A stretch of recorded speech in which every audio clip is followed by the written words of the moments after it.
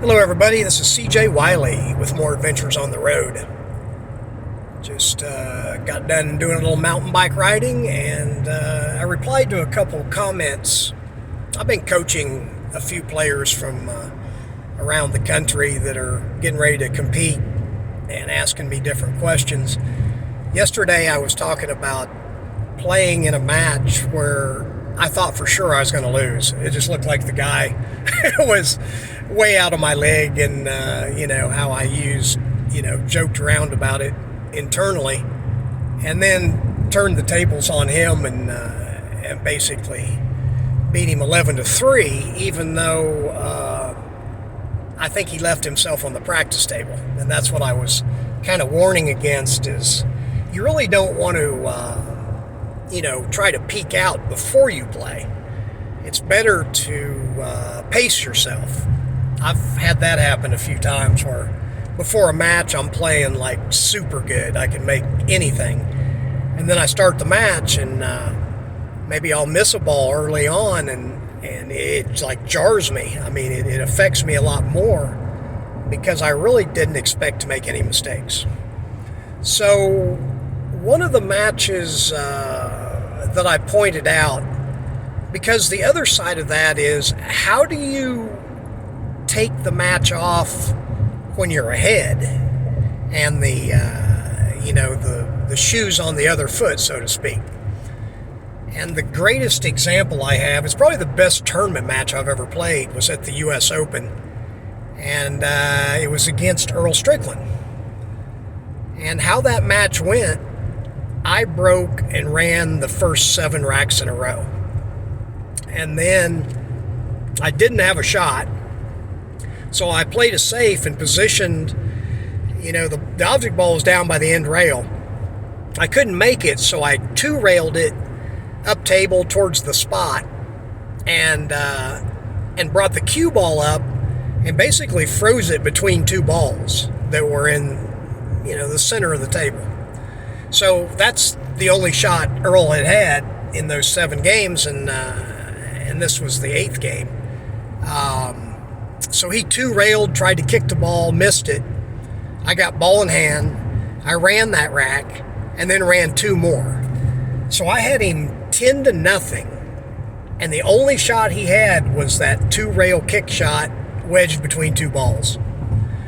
So you would think that that's kind of the end of it. I ended up easily winning the match, and that's not what happened. See, the thing about playing players that have the offensive abilities like myself and Earl and Bustamante, and of course modern day players like Shane Van Boening and Sky Woodward, and there's a lot of highly refined players now that have an offensive ability. My range generally was, I knew I could beat anybody 17 to 20 games in a row without them having any chance to win. And it could happen at any time. It generally took a few hours before I would get into that type of stroke. But then when you hit them with that, if they couldn't come back, then you had to be able to put them away. And that is the hardest thing to do. I made a video about being with Omaha John when I was like 18 years old, and I was having trouble finishing people off. And it came down to a bar. I was gambling with a guy at a bar in South Carolina, and same thing happened. I got up on him, then he came back and was getting his money back, and I went in the bathroom and basically looked myself in the eyes in the mirror and told myself it was now or never. I don't want to get into all that story, but the one about Earl, though, I will always remember it pretty vividly, because when I was up 10-0, I could feel the shift, and what that was is what I was talking about, the state of mind you want to get in. Earl got in that frame of mind that he had nothing more to lose because he basically already lost the match. So, see, that's psychologically, that's a dangerous position to get in against Earl Strickland, or like I said, somebody that's got a high offensive gear, because we can win 10 or 11 games or 17 games in a very short period of time. And it doesn't take much for that to happen. So I know this. And when I felt that shift, I was sitting in the chair and watching him run out, because he got to 1, then he got to 2. And I told myself,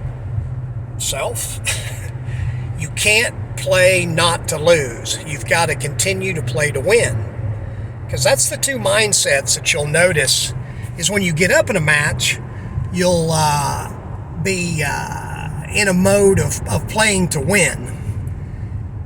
And then once you get up a certain amount, you're liable to change your mindset into trying not to lose. And that's the position that you don't want to get in playing somebody like myself or Earl or some of the other players that I mentioned. Because if I'm playing somebody that's just trying not to lose, they're going to give me extra shots.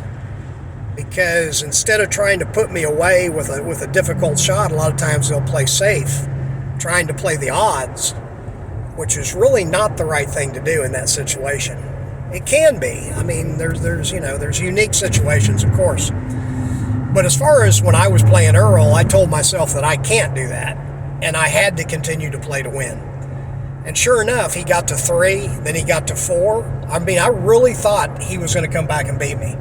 So I had to do something while I could. So sure enough, I came to the table, and there was an object ball in between the side pocket and the corner pocket. The cue ball straight across from it. Now, what the shot was, and the other, I was shooting it, across table. The other ball was on the end rail down to my right. So the shot, I thought, in that situation, was to play the bank towards the corner pocket, play it short, and play it to freeze on the end rail, and put the cue ball on the other end rail. The problem with that is, against a lot of people, that would be an effective shot, but against Earl Strickland in that position, it really wasn't. So what I did was, I mustered up all the courage I had, because I had to put him away. So instead of banking it towards the corner, I banked it the 2 diamond angle into the side, went 3 rails around with the cue ball, made the shot in the side, got position on the ball on the opposite end rail, and ran the rack to win 11-4. But I still think to this day that if I hadn't have shot that shot and went for it then he would have got to 5 and 6 and 7, and as they're getting closer, the pressure exponentially gets more on the person that had the big lead. So you don't want to get in that position. So, you have to know how to put away your opponent. And I've got other tips and experiences I can share that will get even more specific on how you can do that. You do have to recognize that it's a threat first, though, and that your opponent is a threat. So anyway, if you like this, I'd appreciate it if you share the video and join my membership on Facebook.